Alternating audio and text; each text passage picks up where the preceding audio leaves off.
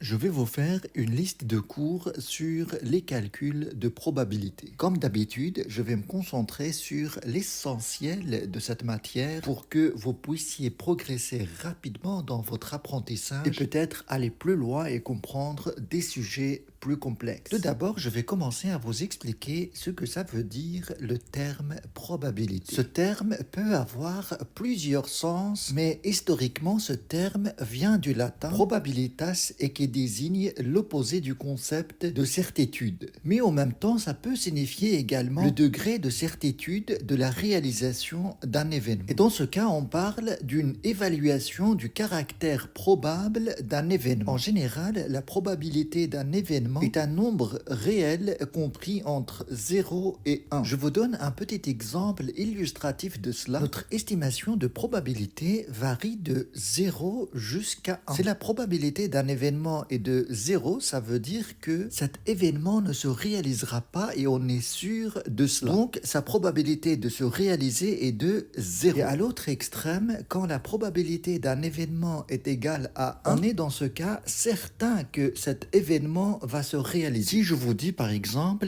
quelle est la probabilité qu'un être humain vive 500 ans? Bien sûr, la réponse est claire. Vous n'allez pas hésiter à placer cette probabilité à 0. Et cela signifie que la certitude de la réalisation de cet événement est nulle. Et si cette fois-ci, je vous dis quelle est la probabilité de vivre jusqu'à 100 ans? À ce moment-là, on va s'écarter un petit peu de ce 0 et on va se placer quelque part ici. Car tout simplement, cet événement s'est déjà réalisé dans le passé et ça peut encore se produire dans le futur. Et si je vous dis par exemple, toujours dans le même style de question, quelle est la probabilité qu'un nouveau-né atteigne l'âge de 25 ans? Alors là, certainement, votre réponse va s'orienter davantage vers le 100%. D'une manière générale, imaginez que vous donnez par exemple à la réalisation d'un événement la probabilité de 80% ou bien 0,8. Alors cela signifie simplement que le degré de votre certitude est de 80%. Et ce qui reste jusqu'à 100%, ça représente votre incertitude de la réalisation de l'événement. En d'autres termes, vous êtes certain à 80% de la réalisation de cet événement. Et donc, le degré de votre incertitude est de 20%. Là, vous avez une probabilité de 80% de la réalisation de l'événement. Et ce qui reste, à savoir 20%, c'est la probabilité inverse de la réalisation de l'événement. Tout d'abord, je vais commencer à vous présenter les notions de base ou bien le vocabulaire de cette matière. Dans ce cadre, je vous expliquerai la notion de l'expérience aléatoire, la notion de l'événement en probabilité, la notion de l'univers, un événement élémentaire, la notion de l'indépendance en probabilité, probabilité conditionnelle, un espace probabilisé et plein d'autres notions que je vous présenterai au fur et à mesure de l'avancement de ce cours. Le calcul des probabilités se base sur des axiomes des probabilités. Qu'est-ce qu'on entend par axiome? Il s'agit simplement d'une vérité indémontrable qui doit être admise afin de servir de base à une théorie. Oui, avec des mots simples, c'est quelque chose qu'on accepte comme vérité évidente et qu'on n'a pas besoin de démontrer. En fait, ces axiomes en probabilité proviennent principalement du mathématicien russe Andrei Kolmogorov. J'espère que je le prononce correctement. On va voir ces axiomes de base et comme l'objet de ces présentations est de simplifier le maximum cette matière, je vais vous présenter l'ensemble de ces axiomes d'une manière simplifiée. Je prends un exemple. Oh là, réduis l'image. Vous avez ici, en fait, le lancer d'un dé, mais il y en a ici plusieurs, je vais garder qu'un seul. Si je lance ce dé plusieurs fois, dans ce cas, je parle d'une expérience aléatoire. Il y a deux choses qui peuvent identifier une expérience aléatoire. Le résultat ne peut être prévu et qui, renouvelé dans des conditions identiques, ne donne pas forcément le même résultat à chaque renouvellement. Eh bien oui, vous lancez une fois, peut-être que vous aurez 5. Vous lancez une deuxième fois, peut-être que vous allez tomber sur 1, et puis peut-être sur 2, sur 3, sur 4, encore sur 5. Bon, ça c'est clair. Et chaque renouvellement de l'expérience est appelé une épreuve. Et l'ensemble des résultats possibles d'une expérience aléatoire constitue ce qu'on appelle l'univers. C'est un terme utilisé en probabilité, ça n'a rien à voir avec l'univers que vous connaissez. Bien, j'ai présenté ces trois termes, expérience aléatoire, une épreuve, l'univers. L'univers en probabilité, on lui donne le signe oméga. On a aussi le terme événement qu'il faut bien retenir. Il s'agit simplement d'un sous-ensemble des résultats possibles d'une expérience aléatoire. Oui, comme exemple simple, vous lancez ce dé et vous intéressez par exemple à obtenir le numéro 5. Donc, obtenir par exemple le numéro 5 est un événement. Ok, je pense que ça c'est clair. Ne vous inquiétez pas si vous retenez pas tout de suite les termes. Avec leur utilisation dans les exercices à venir, ça va rentrer. On peut avoir aussi le terme événement élémentaire. En fait, c'est un sous-ensemble mais constitué d'un seul élément. Comme l'exemple précédent d'obtenir 5. Oui, tout à fait. Je pense maintenant qu'il faut arrêter ces termes et utiliser tout ça dans des exercices. Sinon, il y a une grande probabilité que vous finissez la vidéo jusqu'à la fin tout seul. D'accord, je prends un exercice simple et pratique. Je garde toujours ce dé et le lancer d'un dé, ça constitue notre expérience aléatoire. Et notre univers dans cette expérience aléatoire se compose de tous les résultats possibles, à savoir le 1, le 2, le 3, le 4, le 5 et le 6. Eh bien, en mathématiques, on résume ça de cette manière. Je vais identifier quelques événements. L'événement 1, obtenir un nombre pair, c'est-à-dire 2, 4 ou 6. Et mathématiquement, on peut écrire ça de cette manière. Et puis, on a l'événement B, obtenir un multiple de 3. C'est-à-dire avoir comme résultat 3 ou bien 6. Et je vais ajouter un troisième événement. Événement C, obtenir le résultat 1 ou 5. Et on peut écrire les résultats possibles de cette manière. Alors, on peut représenter tout ça dans un schéma magnifique, vous allez voir, et ça va vous simplifier la compréhension des axiomes de base en probabilité. Et ça, on l'appelle diagramme de Venn. Ce n'est pas la peine de vous le présenter puisque je vais l'utiliser, vous allez comprendre son utilisation en même temps. Ok, ici, on a les trois événements représentés dans ce diagramme. Vous avez l'événement 1 composé de 2, 4 et 6. Et vous avez l'événement B composé de 6 et 3. Et dans ce cercle à part, on a le 1 et le 5. Ce n'est pas 15 à l'intérieur, hein, c'est juste... Oui, il s'agit simplement de noter les résultats possibles à l'intérieur de ce cercle. Et ça représente l'événement C. Et tout ce cadre, en fait, représente notre oméga, ou bien l'univers, qu'on peut noter ici. Une première chose à comprendre, vous avez par exemple ce 6 est partagé entre l'événement A et l'événement B.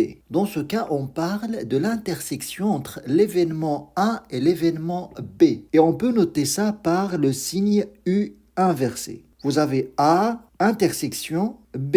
Et ça signifie les éléments partagés entre les deux événements. Là, clairement, vous voyez que le 6 est partagé entre les deux événements avec cette présentation de cette manière. Alors, il y a un autre signe qu'il ne faut pas confondre avec celui-là, c'est l'union. Et ça s'écrit sous forme de U. Alors, dans ce diagramme, l'union entre A et B, qui peut s'écrire de cette manière, est représentée par tous ces éléments, que ce soit dans B ou bien dans A. On peut écrire A union B sous cette forme-là, mais on va mettre à l'intérieur les différents résultats possibles, 3, 6, l'ordre n'est pas important, 2 et 4. Et on ferme l'ensemble. Et ce A union B, ça forme aussi un autre événement comme le B, comme le A, comme le C. Et cet événement peut se réaliser quand on obtient le 3, le 6, le 2 ou le 4. Alors maintenant, si je vous pose la question, c'est quoi l'intersection entre A et C? Vous voyez clairement au travers ce diagramme qu'il n'y a pas d'intersection. C'est-à-dire qu'il n'y a aucun résultat partagé entre A et C. Et dans ce cas, on peut dire que cet événement est constitué d'un ensemble vide, qu'on peut présenter de cette manière, ou bien simplement par un zéro qu'on va barrer. Et cela signifie que l'ensemble est vide. Vous avez aussi une notion très importante, c'est l'événement contraire. Si je prends l'événement A qui est composé de 2, 4 et 6, alors l'événement contraire de A, ça se note A bar. Et ça se compose de tous les autres résultats possibles,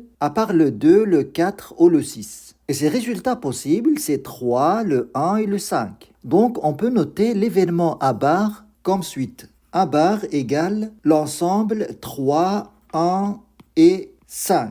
Ça, c'est l'événement contraire de A. Maintenant, regardez ce qui va se passer si je veux calculer, par exemple, l'événement A union événement A bar. On va trouver quoi? On va trouver en fait tous les résultats de oméga. Et ça, c'est la première propriété à savoir. L'union d'un événement et son contraire toujours égale à oméga. Et ça s'applique à tous les autres événements. Vous avez par exemple C union C bar. Ça donne aussi oméga. Je pense qu'il y a trop de texte. Je vais sélectionner l'essentiel pour que vous puissiez vous focaliser sur ce qui est important. Alors regardez bien maintenant si je fais l'événement A intersection l'événement A bar. Alors on va obtenir quoi comme ensemble de résultats? L'événement A, c'est tout ce qui est dans ce cercle. Et l'événement A bar, c'est les autres résultats qui restent dans l'oméga. Eh bien, il n'y a pas d'intersection. On va noter donc un ensemble vide. Cet événement-là égale un ensemble vide. Et ça, en fait, ça reste valable pour tous les autres événements possibles. Si vous faites par exemple B intersection B bar, eh bien ça donne un ensemble vide. C intersection C bar,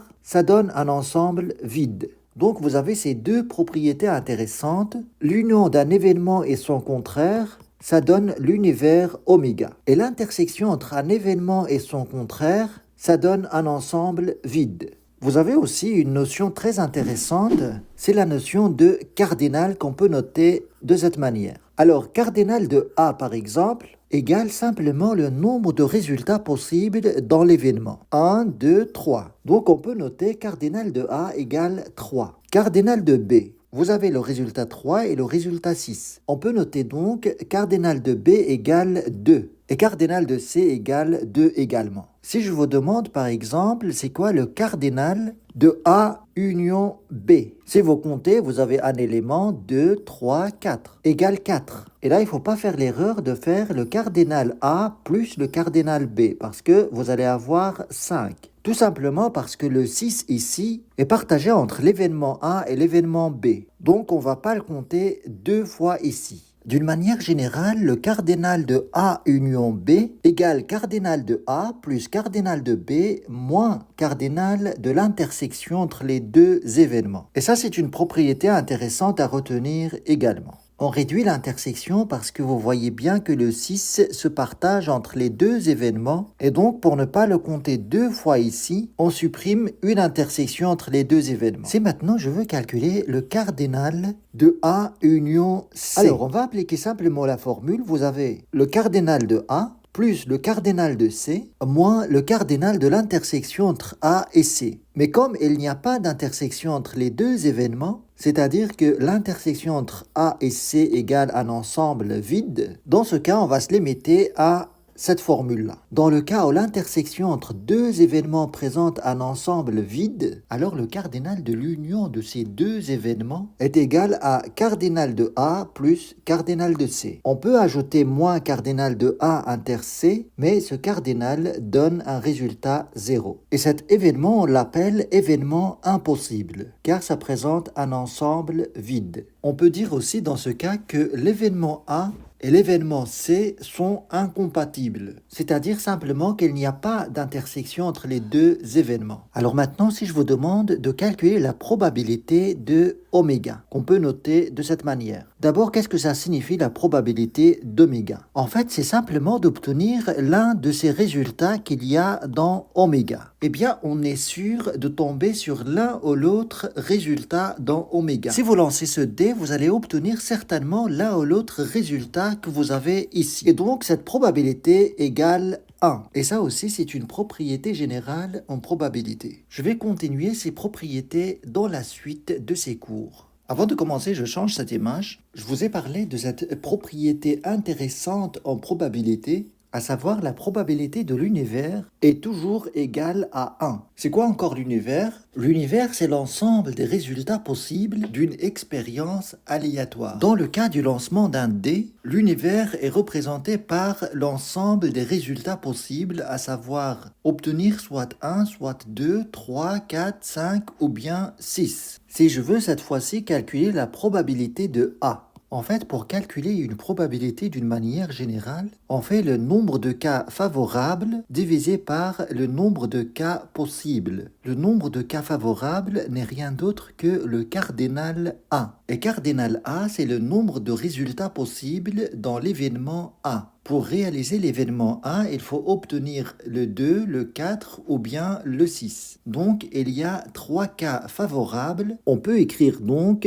3 sur... Et le cardinal d'oméga, c'est l'ensemble des résultats possibles, à savoir 6. Donc, au final, la probabilité de A, ça fait 1 tiers. La probabilité de B maintenant, ça fait 2 cas favorables sur 6. Ce qui fait 1 tiers. Pardon, ici ça fait 1,5. Et la probabilité de C, c'est-à-dire la probabilité d'avoir comme résultat le 1 ou bien le 5. Ça fait 2 cas favorables sur 6 et ça fait un tiers aussi. Alors une autre propriété, c'est on a la probabilité d'un événement vide, ça fait combien? Eh bien ça fait 0. Car l'événement vide, ça veut dire que je ne veux obtenir aucun résultat à la suite de ce lancement du dé. Et ça représente un événement impossible. Vous avez une autre propriété, c'est que la probabilité de A bar, par exemple, on peut la calculer au travers la probabilité de A. La probabilité de A bar égale 1 moins la probabilité de A.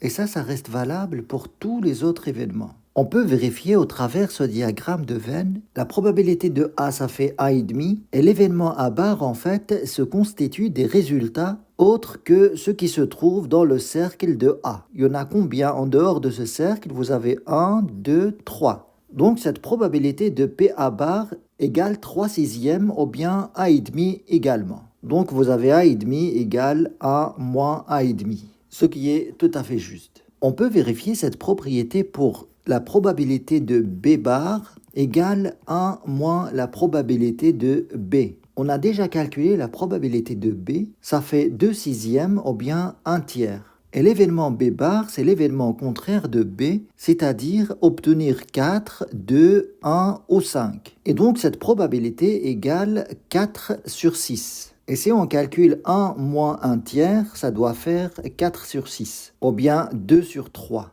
Vous avez aussi cette propriété, la probabilité d'un événement union un autre événement, comme P de A union B, égale à la probabilité de A plus la probabilité de B moins la probabilité de l'intersection entre A et B. On peut vérifier ça au travers ce schéma. La probabilité de A union B égale le nombre de cas favorables. Vous avez 1, 2, 3, 4. C'est-à-dire tous les résultats qui se trouvent à l'intérieur de A et B. Donc cette probabilité égale 4 sur le nombre de cas possibles, à savoir 6. Et ça fait 2 tiers. On a trouvé que P de A égale 1,5, P de B égale 1 tiers, et P de A inter B, cette probabilité est composée d'un seul cas favorable, à savoir obtenir le 6. Donc cette probabilité égale 1 sixième.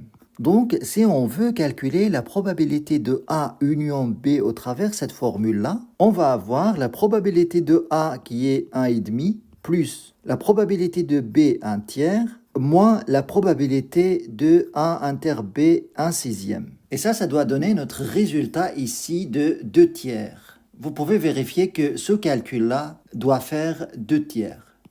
Je vais vous expliquer d'autres propriétés par rapport au calcul des probabilités. Quand on a deux événements indépendants, alors la probabilité de l'intersection de ces deux événements égalise le produit des probabilités des deux événements en question. La probabilité de A inter B égale la probabilité de A fois la probabilité de B. Ça signifie quoi? Deux événements indépendants. Ça signifie d'une manière simple que la réalisation de l'événement A ne dépend pas de la réalisation de l'événement B. C'est-à-dire qu'il n'y a aucune influence dans la réalisation de l'un ou l'autre événement. On peut vérifier par exemple la probabilité de A inter B dans ce cas précis ici. On lance ce dé et on note l'événement A, obtenir un nombre pair, 2, 4 ou bien 6, et l'événement B, obtenir un multiple de 3. Vous avez 3 ou bien 3 fois 2, c'est-à-dire 6. L'intersection entre ces deux événements est claire et formée par un seul résultat, à savoir le 6. Je vous rappelle que la notion de l'intersection entre deux événements A et B est constituée par les résultats partagés entre A et B. Donc cette probabilité égale 1 sixième, un cas favorable sur le nombre de cas possibles. On calcule maintenant la probabilité de A. Cette probabilité égale 3 sixièmes, car vous avez ici 3 cas favorables sur 6. Et ça fait 1,5. On calcule maintenant la probabilité de B. Cette probabilité égale 2 sixièmes, c'est-à-dire 1 tiers. Vous voyez bien ici que si vous faites le produit de 1 tiers fois 1,5, vous allez obtenir 1 sixième. Donc, d'après la propriété, on peut dire que l'événement A et l'événement B sont indépendants.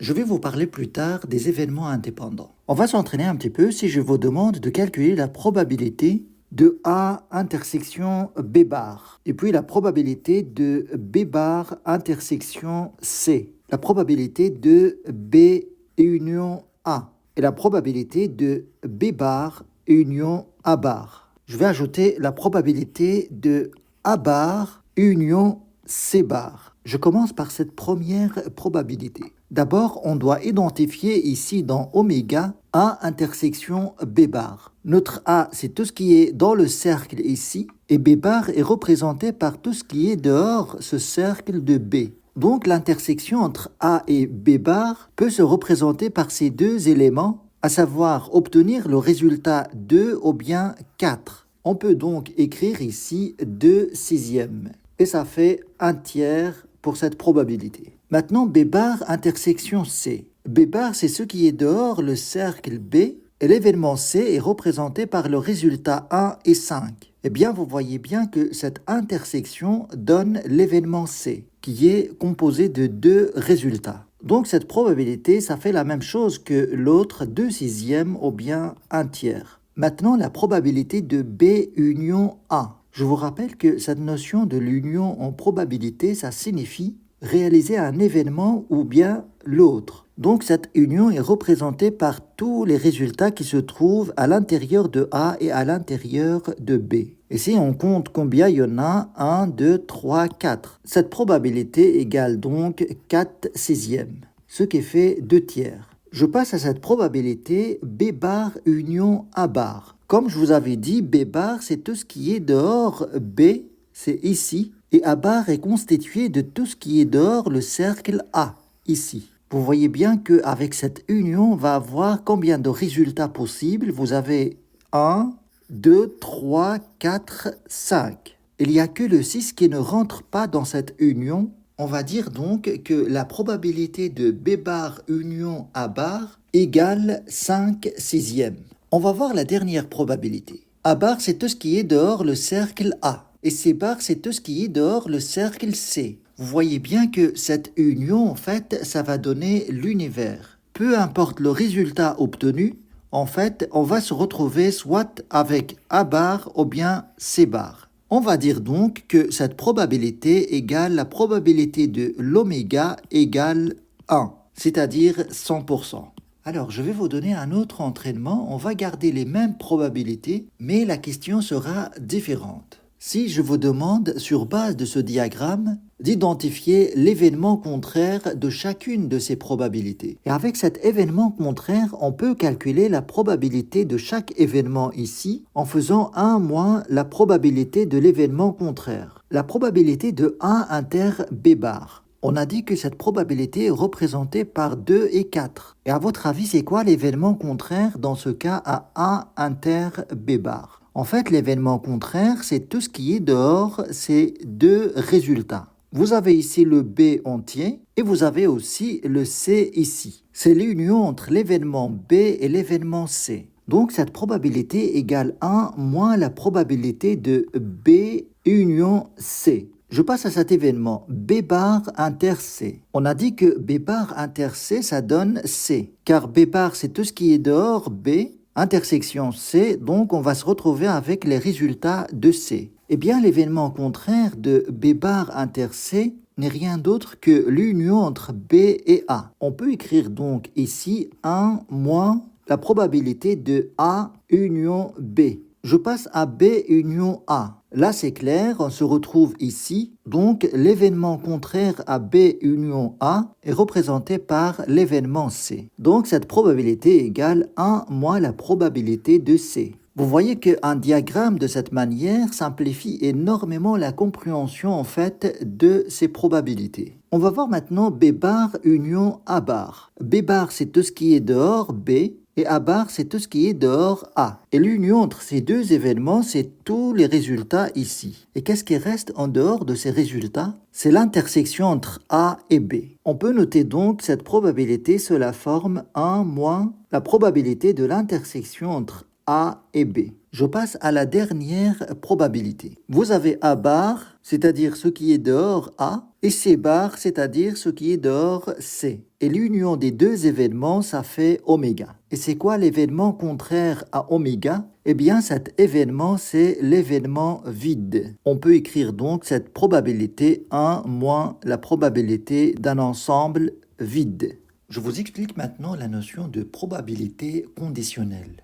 Alors, la définition de cette probabilité est la suivante. Il s'agit de calculer la probabilité qu'un événement ait lieu, sachant qu'un autre événement a eu lieu. Je vous explique tout ça. Pour rester toujours avec cet exemple de D, si par exemple les nombres pairs de ce D sont coloriés en bleu, vous lancez ce dé une première fois et vous intéressez au résultat 6. C'est quoi cette probabilité d'avoir le 6? Eh bien, cette probabilité est 1/6. Il n'y a qu'un cas favorable sur 6 cas possibles. Si cette fois-ci, on voit le dé très loin, on voit clairement que la face supérieure est coloriée en bleu, mais on ne peut pas voir le chiffre qu'il y a dessus. Alors dans ce cas, se pose la question, est-ce que cette probabilité de 1/6 reste toujours d'actualité avec cette nouvelle information?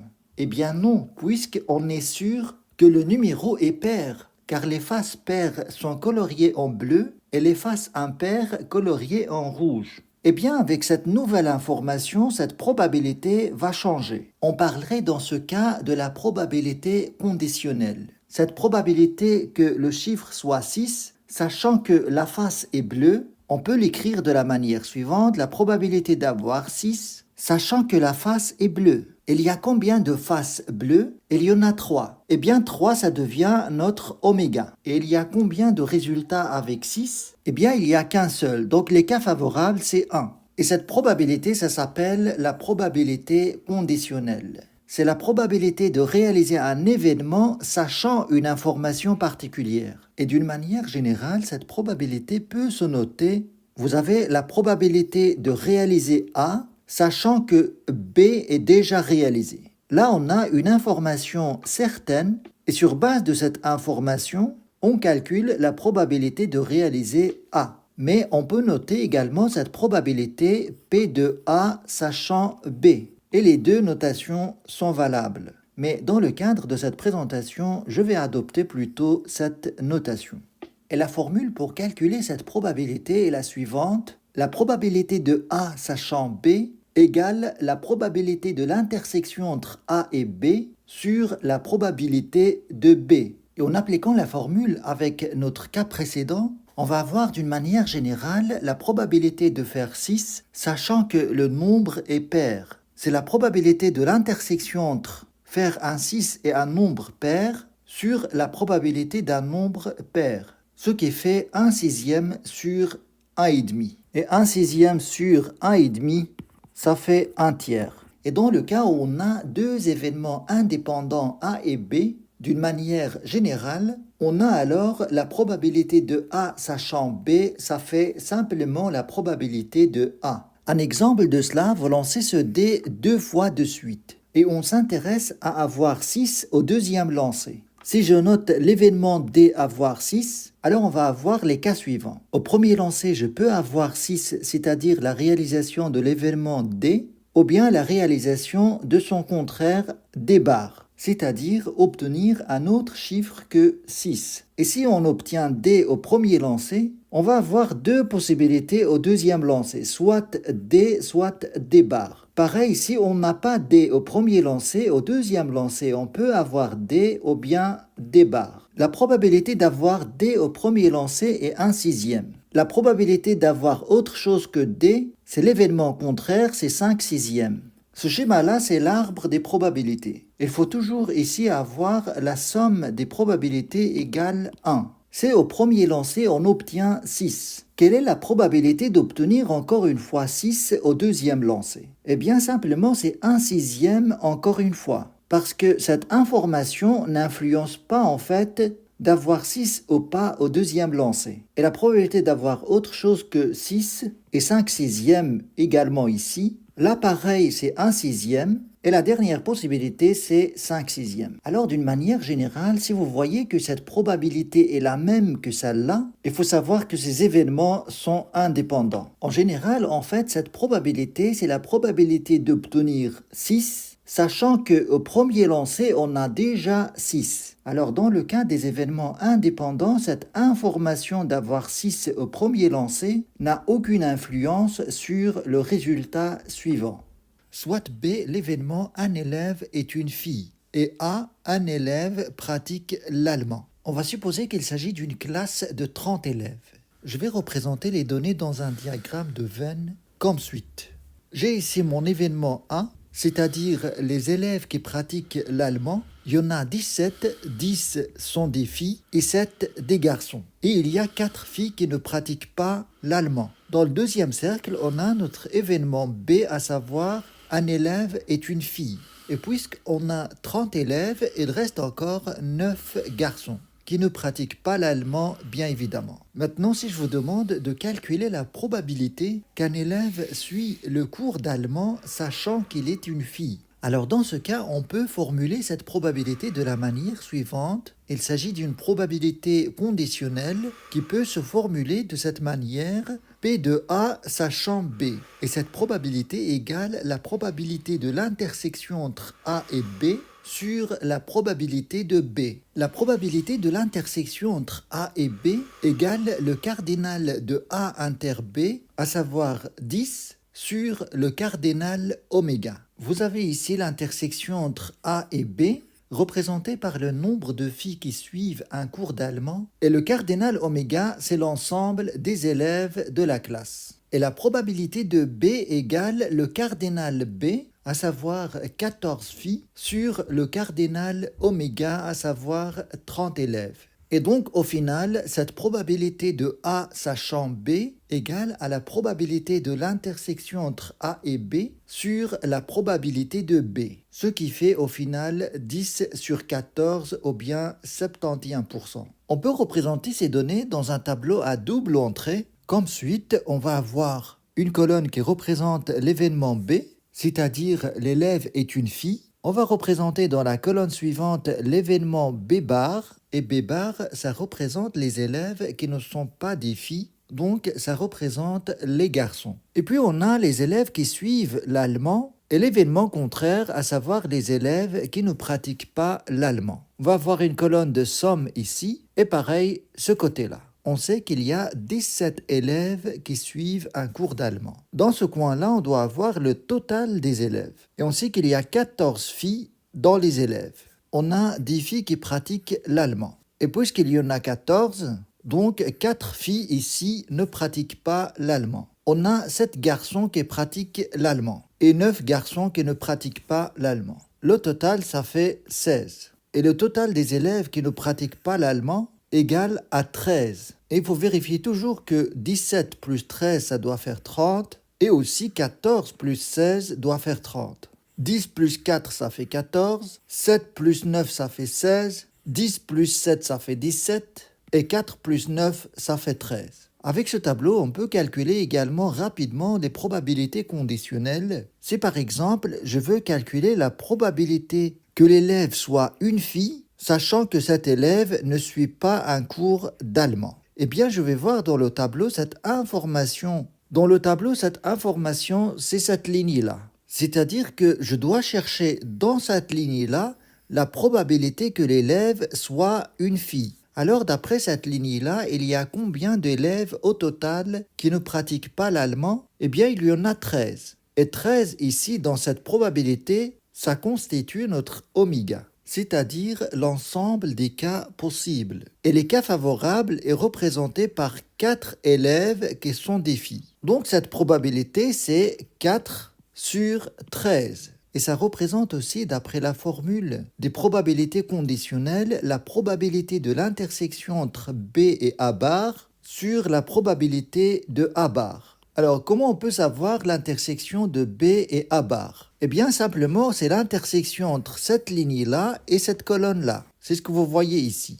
Donc, on va avoir cette probabilité 4 sur oméga, à savoir 30, divisé par la probabilité de A bar. Et la probabilité de A bar, c'est le nombre d'élèves qui ne pratiquent pas l'allemand sur oméga, à savoir 30. Donc on va avoir ici 13 sur 30. Et donc vous voyez bien que cette probabilité-là, c'est la même que 4 sur 13. Si je vous dis maintenant, c'est quoi la probabilité de B bar, c'est-à-dire la probabilité que l'élève soit un garçon, sachant que cet élève suit un cours d'allemand. Avec ce tableau, vous allez repérer directement l'information. Vous avez sur cette ligne tous les élèves qui pratiquent l'allemand. Donc l'information dont on est sûr, c'est ça. Par contre, ce que je veux savoir, c'est la probabilité que parmi ces élèves ici, combien sont des garçons. Les élèves garçons se trouvent dans cette colonne-là. Donc cette probabilité égale à 7 élèves sur le total des élèves qui pratiquent l'allemand, à savoir 17. Et vous pouvez aussi, dans ce cas, passer par l'intersection entre les deux événements, B bar et A, sur la probabilité de A. Et vous allez avoir le même résultat direct ici. Si je veux savoir la probabilité de A, sachant B, et ça signifie quoi au juste? Il s'agit de la probabilité que l'élève pratique l'allemand, sachant que l'élève est une fille, sachant qu'on se trouve dans cette colonne-là. Le total de cette colonne est 14. Combien dans ces 14 pratiquent l'allemand? Il y en a 10. Donc cette probabilité est égale à 10 sur 14. Soit B, l'événement un élève est une fille, et A, un élève pratique l'allemand. On va supposer qu'il s'agit d'une classe de 30 élèves. Je vais représenter les données dans un diagramme de Venn comme suite. J'ai ici mon événement A, c'est-à-dire les élèves qui pratiquent l'allemand. Il y en a 17, 10 sont des filles et 7 des garçons. Et il y a 4 filles qui ne pratiquent pas l'allemand. Dans le deuxième cercle, on a notre événement B, à savoir un élève est une fille. Et puisqu'on a 30 élèves, il reste encore 9 garçons qui ne pratiquent pas l'allemand, bien évidemment. Maintenant, si je vous demande de calculer la probabilité qu'un élève suit le cours d'allemand sachant qu'il est une fille, alors dans ce cas, on peut formuler cette probabilité de la manière suivante. Il s'agit d'une probabilité conditionnelle qui peut se formuler de cette manière: P de A sachant B. Et cette probabilité égale la probabilité de l'intersection entre A et B sur la probabilité de B. La probabilité de l'intersection entre A et B égale le cardinal de A inter B, à savoir 10 sur le cardinal oméga. Vous avez ici l'intersection entre A et B, représentée par le nombre de filles qui suivent un cours d'allemand, et le cardinal oméga, c'est l'ensemble des élèves de la classe. Et la probabilité de B égale le cardinal B, à savoir 14 filles, sur le cardinal oméga, à savoir 30 élèves. Et donc, au final, cette probabilité de A sachant B égale à la probabilité de l'intersection entre A et B sur la probabilité de B, ce qui fait au final 10 sur 14 ou bien 71%. On peut représenter ces données dans un tableau à double entrée. Comme suite, on va avoir une colonne qui représente l'événement B, c'est-à-dire l'élève est une fille. On va représenter dans la colonne suivante l'événement B bar, et B bar, ça représente les élèves qui ne sont pas des filles, donc ça représente les garçons. Et puis on a les élèves qui suivent l'allemand, et l'événement contraire, à savoir les élèves qui ne pratiquent pas l'allemand. On va avoir une colonne de somme ici, et pareil, ce côté-là. On sait qu'il y a 17 élèves qui suivent un cours d'allemand. Dans ce coin-là, on doit avoir le total des élèves. Et on sait qu'il y a 14 filles dans les élèves. On a 10 filles qui pratiquent l'allemand. Et puisqu'il y en a 14, donc 4 filles ici ne pratiquent pas l'allemand. On a 7 garçons qui pratiquent l'allemand et 9 garçons qui ne pratiquent pas l'allemand. Le total, ça fait 16. Et le total des élèves qui ne pratiquent pas l'allemand égale à 13. Et il faut vérifier toujours que 17 plus 13, ça doit faire 30, et aussi 14 plus 16 doit faire 30. 10 plus 4, ça fait 14, 7 plus 9, ça fait 16, 10 plus 7, ça fait 17, et 4 plus 9, ça fait 13. Avec ce tableau, on peut calculer également rapidement les probabilités conditionnelles. Si par exemple, je veux calculer la probabilité que l'élève soit une fille, sachant que cet élève ne suit pas un cours d'allemand. Eh bien, je vais voir dans le tableau cette information. Dans le tableau, cette information, c'est cette ligne-là. C'est-à-dire que je dois chercher dans cette ligne-là la probabilité que l'élève soit une fille. Alors, d'après cette ligne-là, il y a combien d'élèves au total qui ne pratiquent pas l'allemand? Eh bien, il y en a 13. Et 13 ici, dans cette probabilité, ça constitue notre oméga, c'est-à-dire l'ensemble des cas possibles. Et les cas favorables est représenté par 4 élèves qui sont des filles. Donc, cette probabilité, c'est 4 sur 13. Et ça représente aussi, d'après la formule des probabilités conditionnelles, la probabilité de l'intersection entre B et A bar sur la probabilité de A bar. Alors, comment on peut savoir l'intersection de B et A bar? Eh bien, simplement, c'est l'intersection entre cette ligne-là et cette colonne-là. C'est ce que vous voyez ici.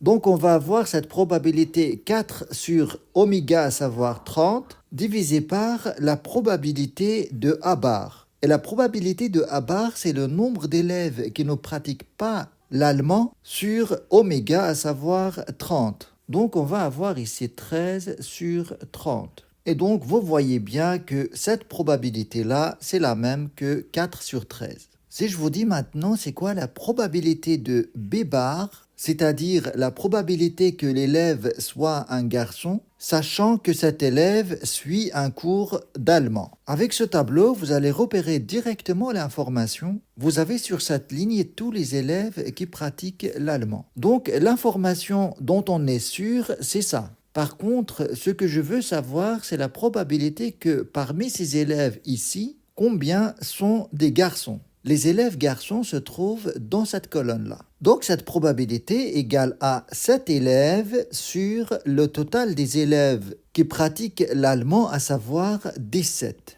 Et vous pouvez aussi, dans ce cas, passer par l'intersection entre les deux événements, B bar et A, sur la probabilité de A.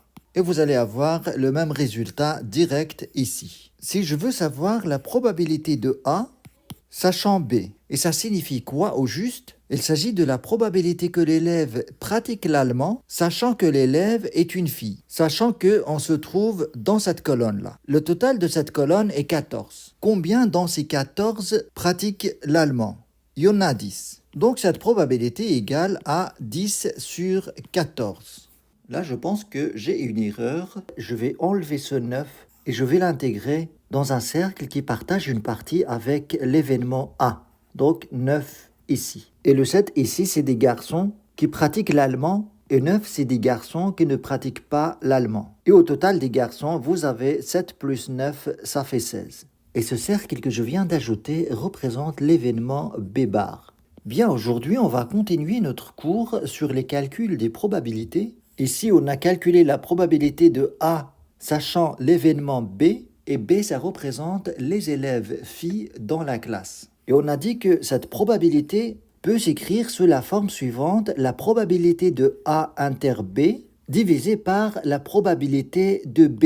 Et si on se réfère à ce diagramme, A inter B, c'est l'intersection entre les deux cercles A et B, et ça donne 10. Cette probabilité de l'intersection égale bien 10 sur l'oméga, à savoir 30 élèves, sur la probabilité de B, c'est-à-dire la probabilité qu'un élève soit une fille. Cette probabilité égale le nombre total de filles, à savoir 4 plus 10, ce qui fait 14, sur le nombre total d'élèves, à savoir 30. Et cette probabilité, bien sûr, égale 10 sur 14. Je vais vous expliquer maintenant comment on peut construire un arbre de probabilité de cette manière. Pour cela, je vais reprendre un petit peu mon diagramme de Venn. Je vais reprendre les mêmes données sur ce diagramme. Pour construire mon arbre de probabilité, je peux commencer par exemple par les deux situations pour un élève.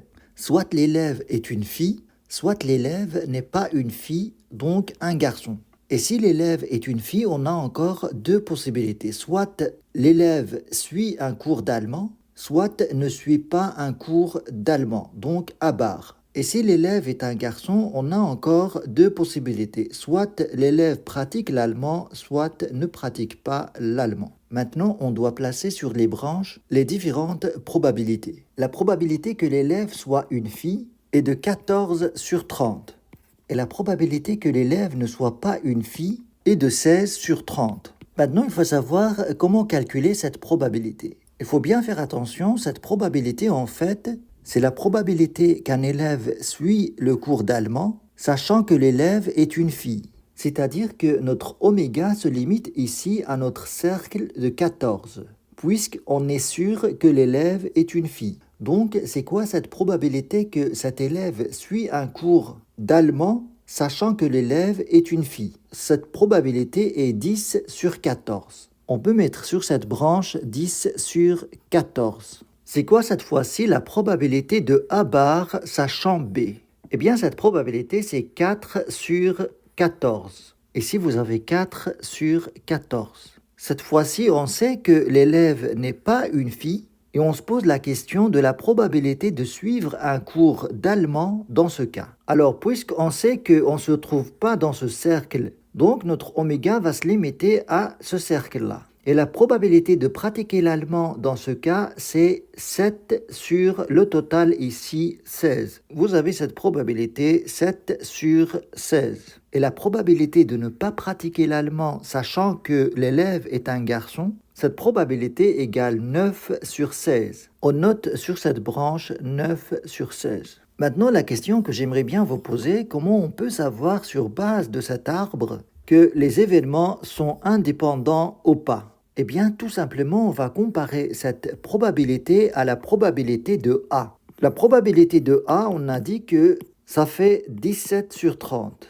Et 17 sur 30, c'est bien différent de 10 sur 14. Donc, on peut en déduire que la réalisation de cet événement B a exercé une influence sur l'apparition de cet événement A, puisque la réalisation de cet événement A donné ici une probabilité différente de la probabilité de A tout court. Et il faut bien comprendre que cette probabilité-là, c'est la probabilité de A sachant B. Et donc, en règle générale, si vous avez la probabilité de A sachant B est différente de la probabilité de A, à ce moment-là, on peut en déduire que l'événement A et l'événement B ne sont pas indépendants. Et on peut faire la même analyse par rapport à la réalisation de A ou bien A bar après la réalisation de B bar. Ces événements ne sont pas indépendants car cette probabilité-là est différente de cette probabilité. Cette probabilité, c'est bien la probabilité de A sachant B bar. Et cette probabilité-là, c'est bien la probabilité de A bar sachant B bar. Je vous donne maintenant un exemple de deux événements indépendants. Vous lancez un dé 2 fois de suite et vous vous intéressez à l'événement A, obtenir un nombre pair. Cette probabilité P de A égale le nombre de cas favorables, à savoir 3, sur le nombre de cas possibles, 6. Il y a 3 nombres pairs et le total des nombres, c'est 6. Donc cette probabilité égale A,5 ou bien 0,5. On lance la première fois le dé, on va avoir deux possibilités, soit avoir le A, soit ne pas avoir le A. Et ne pas avoir le A, ça signifie tomber sur un nombre impair. Et puis on lance une deuxième fois, on va avoir deux possibilités, soit avoir le A, soit ne pas avoir le A. Et si au premier lancer, on n'a pas un nombre pair, au deuxième lancer, on va avoir deux possibilités, soit le A, soit le A bar. Maintenant, on va calculer la probabilité de A et la probabilité de A bar. La probabilité de A, on l'a déjà calculée. Et la probabilité de A bar, c'est 1 moins la probabilité de A. Et ça fait la même chose, 0,5. Donc, on va mettre ici 0,5 et là 0,5. Si au premier lancer, on a A, quelle est la probabilité d'avoir A au deuxième lancer, sachant qu'au premier lancer, on avait A? Eh bien, cette probabilité ne change pas parce que le fait d'avoir A au premier lancer n'a aucune influence sur l'apparition de A à nouveau au deuxième lancer. On va avoir ici 0,5. Et pareil ici, on va avoir 0,5. En fait, la même chose ici, 0,5, 0,5. Donc, vous voyez bien que cette probabilité d'avoir A, sachant que le premier lancer, on a A, est la même que la probabilité d'avoir A tout court. Et pareil pour la probabilité d'avoir A bar, sachant que le premier lancer est A. Cette probabilité égale toujours à la probabilité de A bar. Dans ce cas, on peut en déduire que ces événements sont indépendants.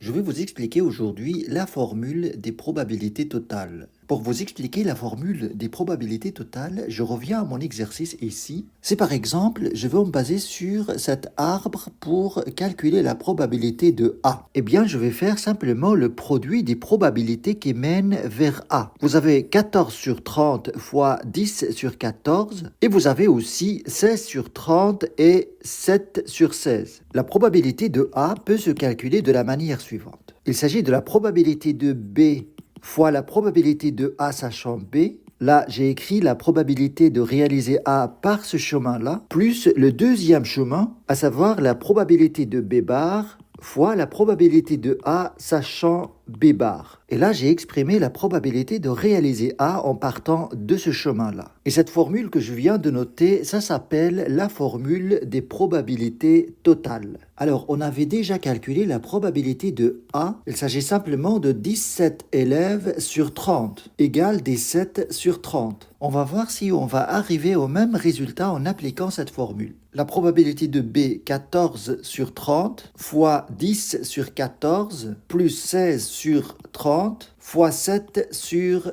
16. Et si vous faites ce calcul, vous allez avoir la même chose, 17 sur 30. Je vais vous expliquer d'où ça vient cette formule. Si vous avez par exemple un ensemble oméga, on peut estimer que c'est les 30 élèves de la classe. Alors dans cet ensemble oméga, on peut avoir une partition, je vais le découper en 3 parties, ou bien 3 sous-ensembles appelés A1, A2 et A3. Alors ces sous-ensembles doivent former oméga, c'est-à-dire leur union A1, union A2, union A3 égale oméga. Et puis, ils doivent être disjoints, 2 à 2, c'est-à-dire qu'il n'y a aucune intersection entre ces événements 2 à 2. Et puis, la troisième condition, c'est que ces 3 éléments ne sont pas vides. Regardez maintenant si j'identifie un événement B dans cet oméga. Alors, cet événement B va forcément être constitué des parties de nos sous-ensembles disjoints. Ici, je prends un événement B qui prend des parties en fait de chacune de ces 3 partitions, mais on peut très bien identifier un événement qui prend que des 2 partitions ici, où l'intersection avec cette partie-là est nulle, ou bien un événement qui a une seule intersection avec une seule partition. Mais pour vous expliquer un petit peu la formule générale des probabilités totales, je prends le cas d'un événement qui forme une intersection avec les différentes partitions de notre oméga. Cette partie-là, on a l'intersection de notre événement B avec A3. Ce que je viens de représenter ici, c'est notre événement B. Là, à l'intérieur, on a l'intersection avec A2. Et ce petit morceau de B qui reste, c'est l'intersection B inter A1.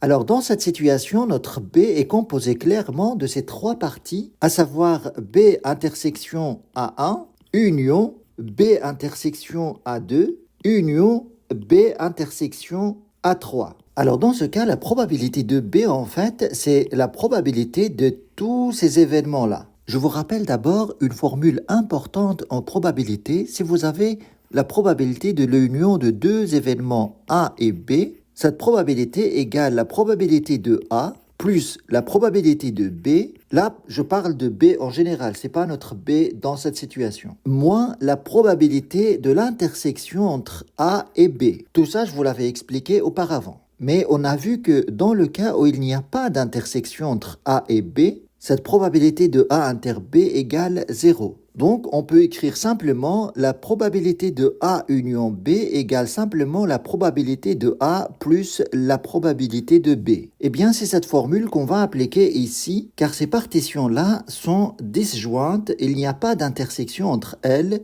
donc l'union entre ces morceaux-là n'ont aucune intersection entre elles. Dans ce cas, la probabilité de B va s'écrire de la manière suivante, égale la probabilité de l'intersection de B avec A1 plus la probabilité de B inter A2 plus la probabilité de B inter A3. Là aussi, on va utiliser une autre formule en probabilité. Si vous avez par exemple la probabilité de B en général sachant A, cette probabilité s'écrit probabilité de l'intersection entre B et A sur la probabilité de A. Et donc, on peut en déduire que la probabilité de l'intersection entre A et B égale la probabilité de A fois la probabilité de B sachant A. On va transformer ces probabilités en produit des probabilités de cette manière. la première probabilité, ça va devenir probabilité de A1 fois la probabilité de B sachant A1, plus cette deuxième probabilité va devenir probabilité de A2 fois probabilité de B sachant A2, plus la dernière intersection, la probabilité de A3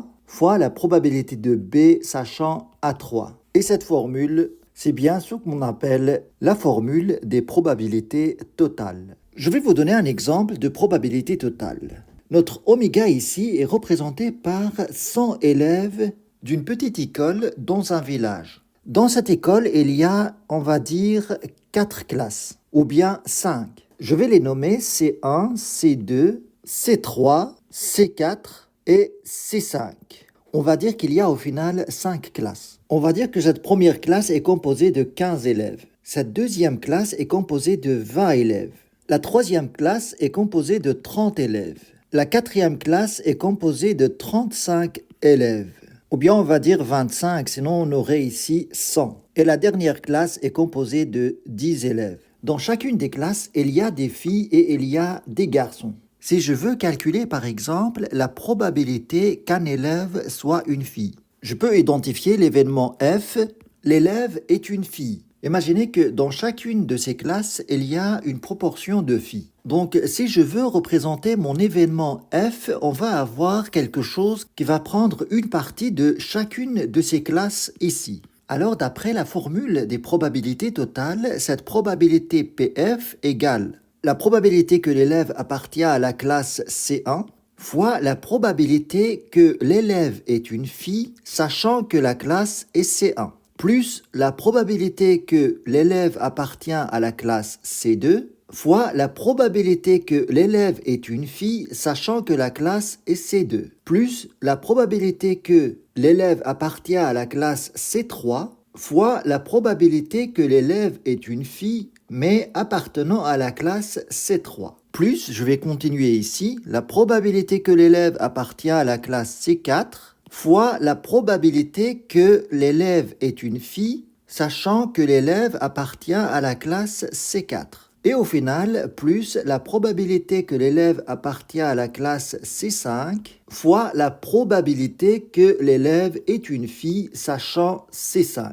Voilà de quelle manière on peut formuler cette probabilité avec la formule des probabilités totales. Après, pour la calculer, il faut avoir une estimation de combien de filles chacune de ces classes est composée. On va dire par exemple, ici on a 5 filles, ici on a 10 filles, ici on a 13 filles, ici on a 15, et au final on va dire 2 filles dans la dernière classe. Et si tout ce qui est à l'intérieur ici dans cet événement est représenté par les filles, ce qui reste dans l'oméga est forcément des garçons.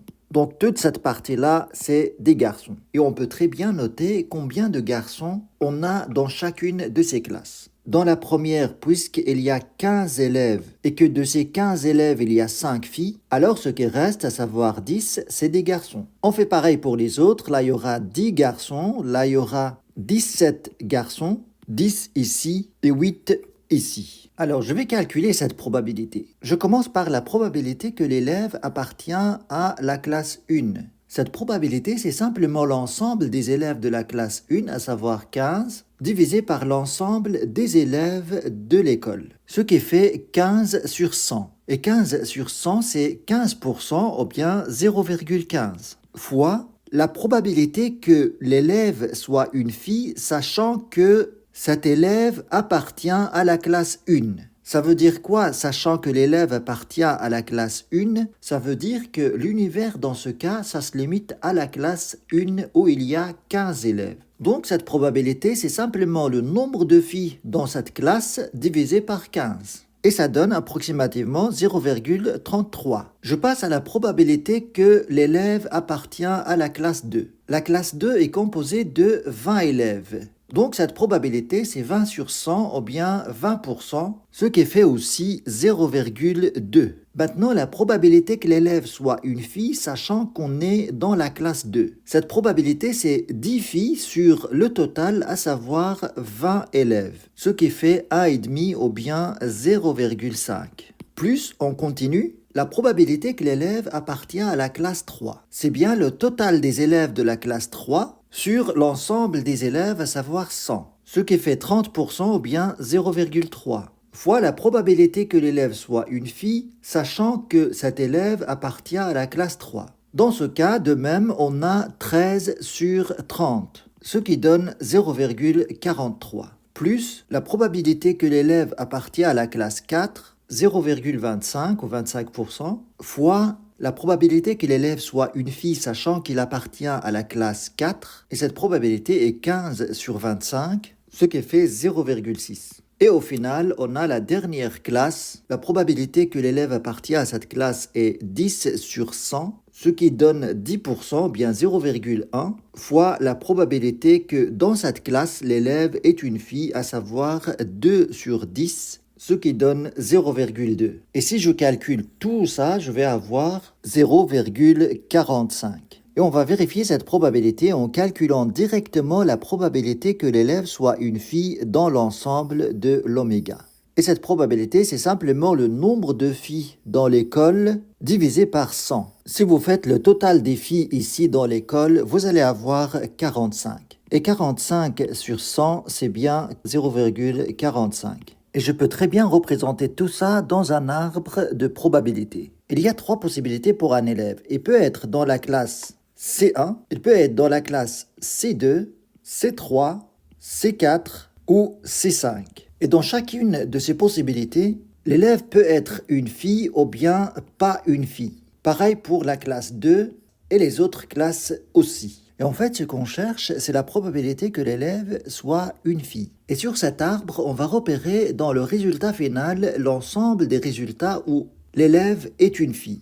Eh bien, cette probabilité de PF, c'est la somme de toutes ces probabilités ici. Et chacune des probabilités peut se calculer par la somme des probabilités qui sont sur le chemin vers F. Exemple, pour ce premier F, vous avez sur la branche la probabilité de C1, à savoir 0,15, et vous avez sur la deuxième branche la probabilité de F sachant C1, à savoir 5 sur 15 ou bien 0,33. Cette probabilité fois cette probabilité, ça donne notre probabilité ici. On fait pareil pour les autres et on va voir le même résultat, 0,45 au total. Voilà de quelle manière il faut comprendre l'application des probabilités totales. Peut-être que je ferai d'autres exercices là-dessus. Merci d'avoir regardé ce cours et à très bientôt.